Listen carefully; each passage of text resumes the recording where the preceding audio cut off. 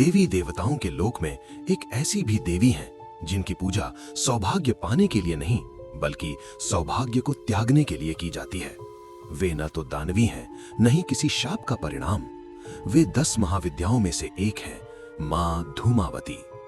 उनका स्वरूप कुरूप है, वे विधवा हैं और उनका जन्म उस क्षण हुआ था जब सृष्टि ने स्वयं शून्य को अनुभव किया।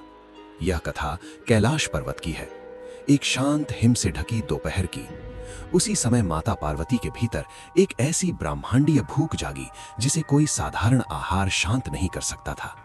यह शरीर की नहीं, शक्ति की भूख थी, पूर्णता की आकांक्षा। उन्होंने महादेव से भोजन मांगा, पर शिव गहन समाधि में लीन थे।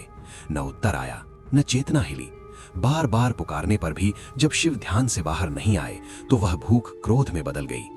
शक्ति जब असंतुलित होती है तो वह सृष्टि को भी चुनौती दे सकती है।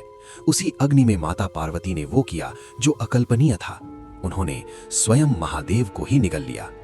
जैसे ही चेतना शक्ति के भीतर समाई, सृष्टि का संतुलन डगमगा गया। पार्वती के शरीर से काला घना धुआं उठने लगा। उनका सौम्य स्वरूप विलीन हो गया और एक वृद्धा कुरूप विधवा का रूप प्रकट हुआ। यह कोई साधारण परिवर्तन नहीं था, यह एक शून्य का अवतरण था। तभी उसी धुएं के भीतर से शिव की चेतना गूंजी, पार्वती, मेरे बिना तुम अधूरी हो, मैं चेतना हूं और मेरे बिना शक्ति दिशाहीन है। देवी विवश हुई और उन्होंने महादेव को बाहर उगल दिया। शिव ने उस स्वरूप को देखा और कहा, आज से तुम संसार के हर त्याग, हर अभाव और हर सूनेपन की देवी बनोगी।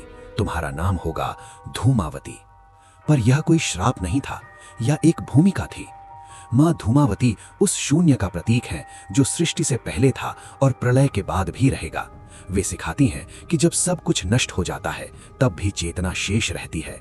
और इसलिए चाहे देवी का स्वरूप सौम्य हो या प्रचंड, आदिशक्ति के हर स्वरूप का सम्मान करना ही सच्ची भक्ति है।